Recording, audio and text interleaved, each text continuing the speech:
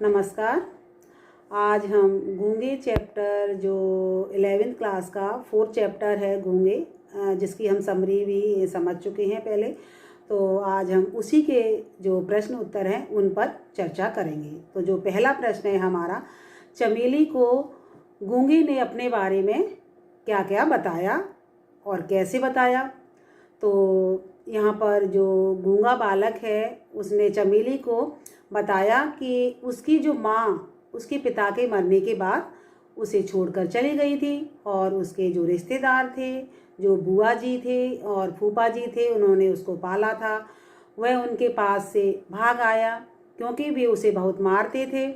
उसने बहुत जगहों पर काम करके कमाया लेकिन कभी किसी के आगे भीख नहीं मांगी। तो ये जो गूंगा है वो बताता है कि मैंने कभी किसी के आगे भीख नहीं मांगी और जो मेरे पिता के डेथ के बाद मेरी माँ जो थी वो मुझे छोड़कर चली गई थी, तो मेरे बुआ जी और फूफा जी ने मुझे पाला था।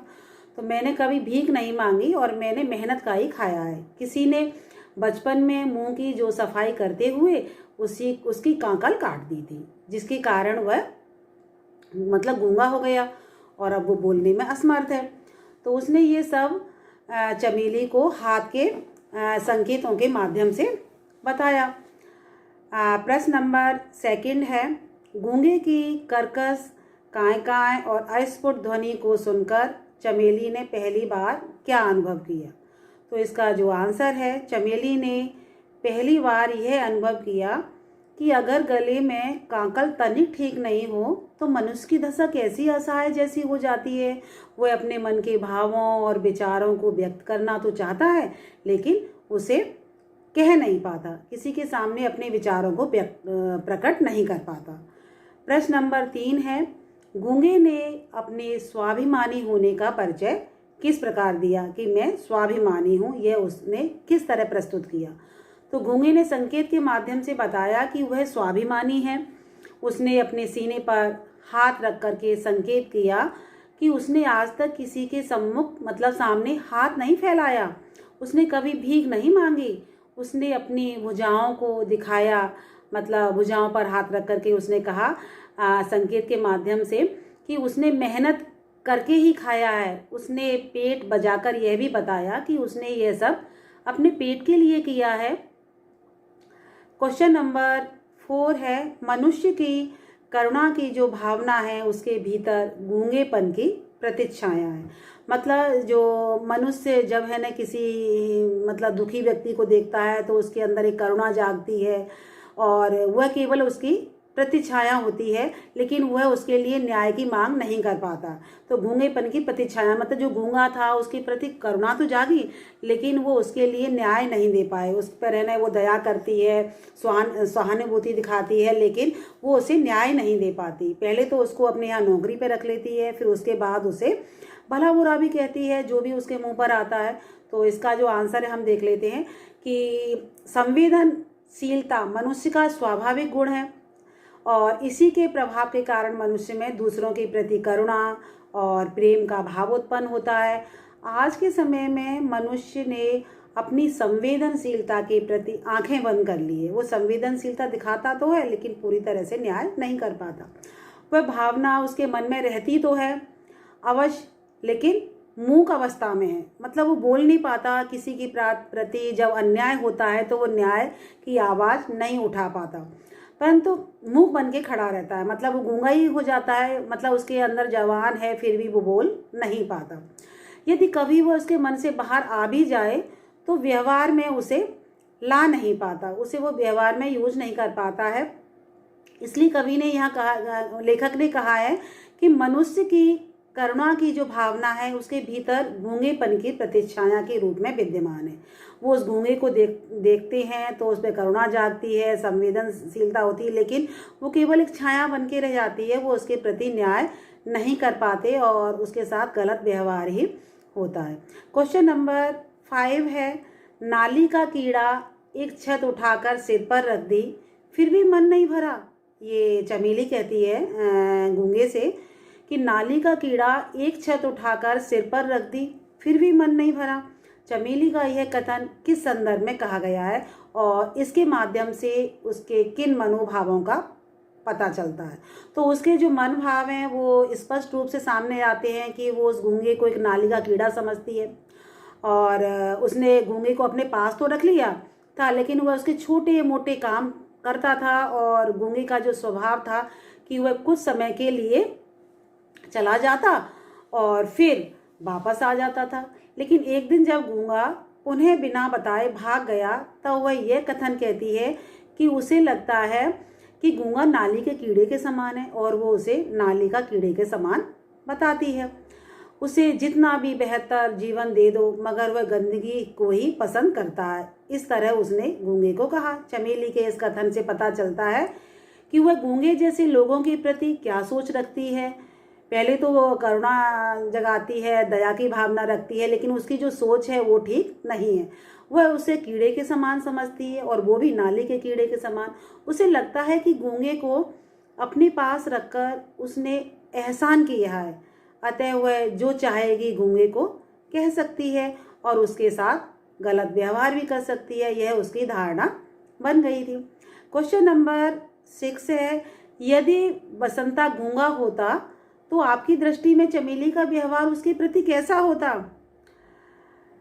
बिल्कुल यही सही है कि वो तो उसका अपना बेटा है। अगर वो गूंगा भी होता तो हमारी दृष्टि में यही है कि चमेली का व्यवहार उसके विपरीत होता।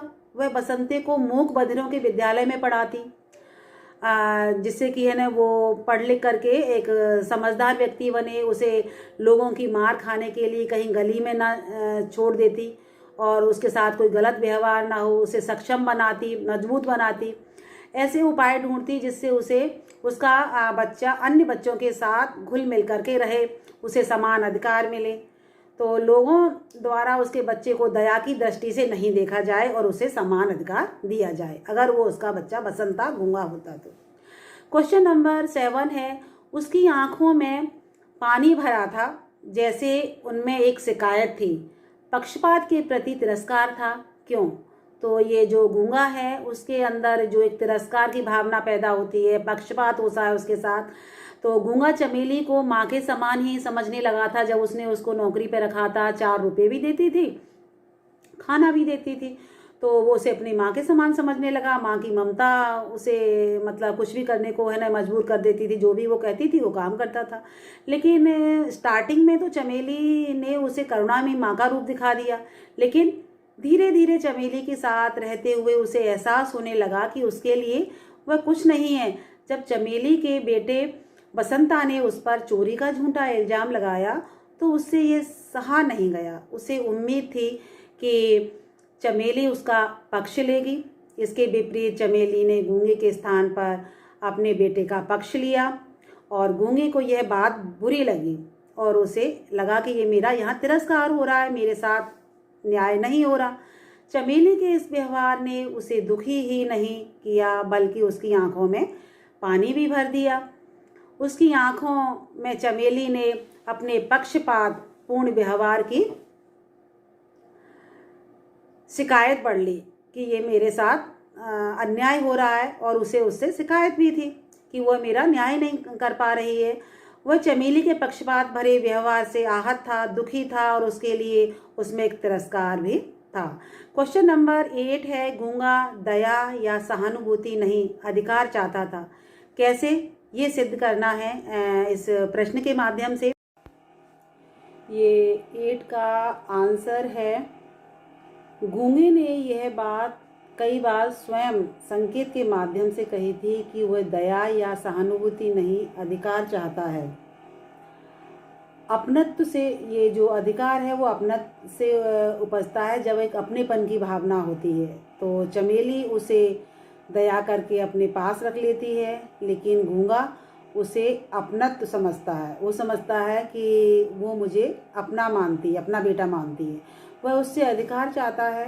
जब चमेली बसंता का पक्ष लेती है तो उसकी अधिकार भावना, मतलब जो उसका जो अधिकार की जो भावना है वो उसकी आहत हो जाती है और चमेली के पक्षपात पूर्ण व्यवहार के प्रति तिरस्कार गूंगे की आंखों में स्पष्ट दिखाई दे जाता है कि वह केवल अधिकार चाहता है, अधिकार ही है जो उसे प्रेम, मान, सम्मान तथा समानता का भाव देता है। दया या सहानुभूति उसे ये सब नहीं देती, अतः वह दया या सहानुभूति से दूर भागता है। तो क्वेश्चन नंबर आगे 9 है, गूंगे कहानी पढ़ कर के आपके मन में कौन से भाव उत्पन्न होते हैं और क्यों? तो गूंगे कहानी पढ़ कर के मेरे मन में या मतलब सभी के मन में यही भाव पैदा होते हैं कि जो गूंगे के प्रति सहानुभूति के भाव उत्पन्न करना ठीक नहीं है। मतलब वह सहानुभूति का पात्र नहीं है, वह सम्मान का पात्र है। यदि उसे सही मतलब लोग मिलते या फिर सही उसका दिशा निर्देश मिलता तो वह उसे मतलब हमारी तरह जीवन भी जी पाता वो, और उसके साथ न्याय हो पाता। उसके जीवन में व्याप्त लोगों का व्यवहार उसे सहानुभूति का पात्र बना देता। गूंगे की लड़ाई लोगों से नहीं अपितु उस समाज से है जो उसे समानता का अधिकार नहीं देते, उसे अपना नहीं मानते। उसकी कमी उसे सहानुभूति का पात्र बना देती है। उसकी कमी उसे सहानुभूति का पात्र बना देती है और उसके साथ कहानी में जो भी होता है उसे पढ़ कर के मन में सहानुभूति फूट पड़ती है। जैसे कि उसके बुआ जी के द्वारा उसका पीटा जाना, उसके फूफा जी के द्वारा पीटा जाना और उससे परिश्रम अधिक कराया जाना। तो इस तरह की जो बातें। तो आगे क्वेश्चन नंबर जो 10 है, गूंगे में ममता है, अनुभूति है और है मनुष्यता। तो कहानी के आधार पर इस वाक्य की हमें विवेचना करनी है। तो इसका आंसर है गूंगे में ममता है। तो यही कारण है कि वह चमेली और उसके बेटे बसंता से प्यार करता है। जब बसंता उसे चपेट लगा देता है फिर भी वह उसे उठा हुआ हाथ जो है ना वापस ले लेता है और उसको चपट नहीं लगाता प्रतिकार में, और मतलब उस पर वो गुस्सा करता है लेकिन उसका प्रतिकार नहीं करता। उसमें अनुभूति तो है, वो अनुभव तो करता है, वह सब समझता भी है और वह कुछ सुन नहीं सकता, लेकिन मनुष्य की जो व्यावहारिक चेष्टाओं को वो समझ लेता है। उनके व्यवहार के माध्यम से जो भी वो होता है तो उसके द्वारा वो उनकी बातों के मन के भावों को पढ़ लेता है। उसमें मनुष्यता है, इसी कारण वह चमेली के पुत्र बसंता को मारता नहीं है और वो समझता है कि यह तो मेरी मालकिन का बेटा है तो मैं इस पर क्यों हाथ उठाऊं, और अपना हाथ वो रोक लेता है। तो यह उसकी मनुष्यता की पहचान है। आगे क्वेश्चन नंबर 11 है, कहानी का शीर्षक गूंगे है जबकि कहानी में तो एक ही गूंगा पात्र है जो कि जो बालक है वही है गूंगा, लेकिन यहाँ पर बहुवचन गूंगे का प्रयोग क्यों किया गया है? तो इसके माध्यम से लेखक ने यहाँ समाज की किस प्रवृत्ति की ओर संकेत किया है? तो यहाँ इसका आंसर है कि लेखक के अनुसार आज का जो समाज है अन्याय के प्रति गूंगा या फिर उपेक्षित रहता है। समाज में अपंग लोगों पर जो विभिन्न प्रकार के अत्याचार होते रहते हैं लेकिन लोग चुपचाप देखते रहते हैं और उसे उन लोगों को सहन करना पड़ता है। तो यह उनकी प्रति सहानुभूति रखते हैं, लेकिन जब कुछ करने का मौका आता है तो वे स्वयं शोषण करने वाले बन जाते हैं और पीछे हट जाते हैं। अगर कोई दूसरा भी शोषण करता है तो भी वो कुछ नहीं बोलते और खुद उनका शोषण करने के लिए आगे आ जाते हैं। तो उनमें ना तो संवेदनाएं रहती हैं और ना मानवता। तो इसमें बस होता क्या है कि जब दर्शक बन करके ये अत्याचार देखते रहते हैं, उन्हें इनके प्रति अपने दायित्व दिखाई नहीं देते।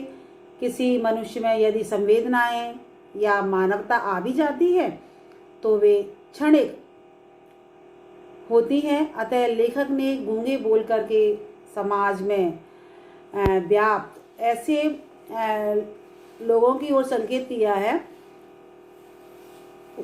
कौन है वो लोग जो दया तो दिखाते हैं, करुणा तो उनको आती है, लेकिन वो उनके साथ न्याय नहीं कर पाते और उनके साथ दया दिखा करके गलत व्यवहार करते हैं। तो ये हो गया क्वेश्चन नंबर 11 का आंसर।